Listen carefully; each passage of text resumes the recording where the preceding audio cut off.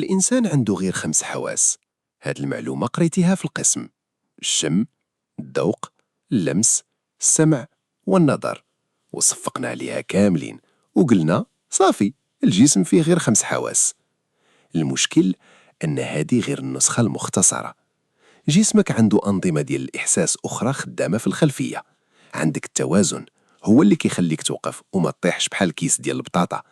عندك الإحساس بالحرارة، بالألم، وبلاصة يدك ورجلك حتى إلا كنتي مغمض عينيك. جرب تسد عينيك ودير صبعك على نيفك، غالبا غادي تجيبو بلا ما تشوف. واش هادي سحر؟ لا، هادشي غير جسمك خدام مزيان وحنا مختصرينو بزاف.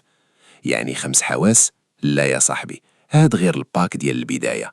الدم داخل العروق لونه أزرق، شوف يدك، العروق باينين زرقين. ومن هنا خرجات المعلومة العجيبة: الدم داخل الجسم أزرق وملي كيخرج كيولي أحمر. القصة زوينة ولكن غلط. الدم ديالك أحمر ديما، داخل الجسم أحمر وخارج الجسم أحمر، ما كيديرش تبديل ألوان بحال تطبيق ديال الفلترات. العروق كيبانوا زرقين بسبب الضوء وبسبب الجلد وبسبب الطريقة اللي العين كتفسر بها اللون تحت الجلد. يعني اللي زرق هو الشكل اللي باين ليك ماشي الدم. الدم باقي أحمر، غير الإضاءة دارت علينا لقطة. العضلات كتحول لدهون إلا وقفتي الرياضة. هاد الجملة كتسمعها في الجيم. واحد كان فورما، حبس التمرين، قالوا ليه صافي العضلات غادي تولي دهون. لا، العضلة ما كتحولش لدهون والدهون ما كتحولش لعضلات. هما جوج أنسجة مختلفين في الجسم، بحال الحديد والقطن. ماشي حيت حطيتي الحديد في الدار غادي يولي مخدة. شنو اللي كيوقع فعلا؟ ملي كتوقف التمرين العضلة كتضعف وكتنقص، وملي كتبقى كتاكل بزاف وما كتحركش الدهون كتزاد. من بعيد الشكل كيبان تبدل، ولكن ما كاين حتى تحول سحلي. يعني البايسبس ما قالش اليوم غادي نولي كرش، غير الحركة نقصات والماكلة بقات خدامة. الكلاب كتشوف غير بالأبيض والكحل. هاد الفكرة خلات الناس يتخيلوا الكلب عايش في فيلم قديم، كلشي عنده أبيض كحل ورمادي بحال التلفاز ديال السبعينات. ولكن لا، الكلاب كتشوف ألوان، غير ماشي بحال الإنسان. الكلب كيميز مزيان الأزرق والأصفر، ولكن الأحمر والأخضر كيبانوا ليه بطريقة باهتة ومختلفة. يعني إلا شريتي ليه كرة حمراء فوق عشب خضر يمكن انت شايفها واضحة وهو شايفها بحال شي حاجة داخلة في شي حاجة. ماشي حيت الكلب ما كيشوفش، هو كيشوف، غير الإعدادات ديال الألوان عنده ناقصة شوية. الكلب ماشي عايش بلا ألوان، هو غير داير إيكونومي مود. الميكروويف كيخلي الماكلة مشعة. كلمة ميكروويف بوحدها كتخلع بعض الناس، كيحسوا الماكلة منين كتخرج منه خاصها تصريح أمني. ولكن الميكروويف ما كيحولش الماكلة لحاجة مشعة، هو كيسخن الماكلة. كيفاش؟ كيحرك جزيئات الماء داخل الماكلة، ومن هاد الحركة كتطلع الحرارة. يعني السوبية سخنات ماشي ولات مشروع نووي صغير. المهم هو شنو كتدخل الميكروويف. استعمل أواني مناسبة وما تدخلش بلاستيك عشوائي وتقول الجهاز هو المجرم. الميكروويف ماشي هو المشكل، المشكل أحيانا هو داك الطبق اللي شريتيه من عند مول كلشي ب5 دراهم. فرقعة الصبع كتسبب التهاب المفاصل. طق طق طق. كاين اللي كيسمع هاد الصوت وكيقلب عليك بحال الا درتي جريمة. وقف، غادي يجيك التهاب المفاصل. ولكن فرقعة الصبع بوحدها ما تبتاتش أنها كتسبب التهاب المفاصل. الصوت غالبا جاي من فقاعات غاز صغار داخل السائل اللي في المفصل. يعني العظام ما كيتكسروش والمفصل ما كيبكيش في الداخل، راه غير صوت. ولكن واخا هادشي ما تمسكش صبعك وتبدا تعذبو بحال الا كتفتح قفل قبيم. الا كان ألم ولا تورم ولا ضعف، هنا وقف وسول طبيب. أما الفرقعة العادية غالبا ماشي خطيرة، غير كتقلق الناس اللي حداك، وهاد وحده سبب كافي باش تهدن شوية. إلا معلومة واحدة من هادو قلبات ليك الفكرة، خلي لايك. اللايك يقول يوتيوب أن هاد النوع ديال الفيديوهات خاصو يوصل للناس كتر. نكملو. العلكة كتبقى في المعدة 7 سنين. هاد الخرافة ربات أجيال على الخوف. واحد يبلع علكة بالغلط وكيحس أنه دار عقد طويل مع المعدة. قالوا لينا العلكة كتبقى 7 سنين. لا، ما كتبقاش. الجسم ما كيهضمش العلكة كاملة، ولكن كيدوزها في الجهاز الهضمي ومن بعد كتخرج عادي. يعني معدتك ما فيهاش أرشيف ديال العلكة، ما كايناش علكة من 2016 جالسة تما وكتسنى التقاعد.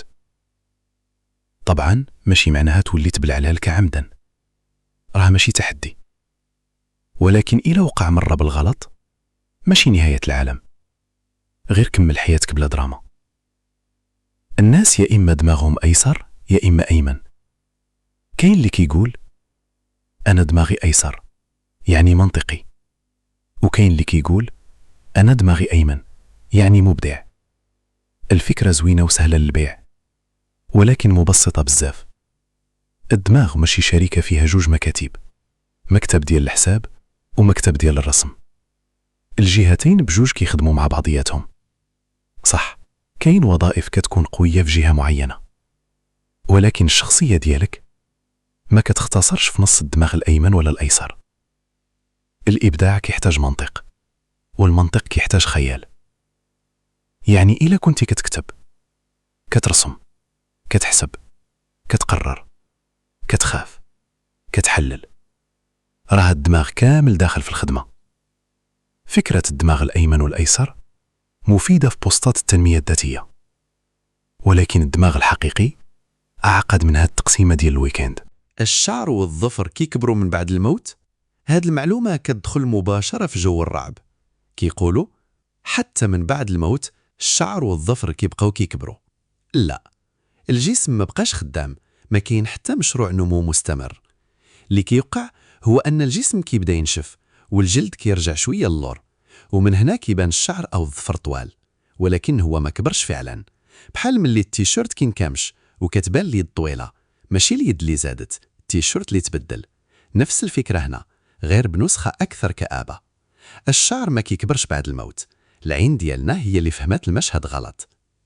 القراءة في الظلام كتخرب العين نهائيا. شعل الضوء غادي تخسر عينيك. هذه جملة كل دار تقريبا فيها واحد متخصص فيها. والحقيقة القراءة في الظلام كتعيي العين، كتجيب الصداع، وكتخليك تحس بحال عينيك خدامين اوفر تايم، ولكن ماشي معناها أنها كتدمر النظر نهائيا بوحدها. العين كتزيد تجهد باش تركز، وهذا الشيء كيعطي تعب مؤقت. يعني القراءة في الظلام ماشي فكرة ذكية، ولكن ماشي زر سحري كيطفي النظر. شعل الضوء ماشي حيت غادي تعمى غدا، ولكن حيت عينيك ماشي خدامين عندك بلاصة ديال المصباح. القهوة كتنشف الجسم. كاين اللي كيشرب قهوة ومن بعد كيحس خاصو يشرب لتر ديال الماء باش يتصالح مع جسمه.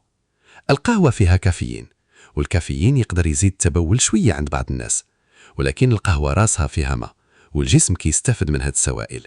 يعني القهوة ماشي صحرا في فنجان، إلا كنتي كتشربها باعتدال ماشي هي اللي غادي تنشفك.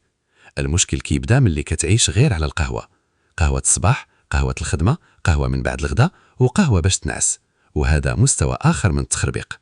شرب الماء واشرب القهوة بعقل، ماشي خاصك تختار فريق وتحارب الفريق الآخر. السباحة مباشرة من بعد الماكلة خطيرة بزاف.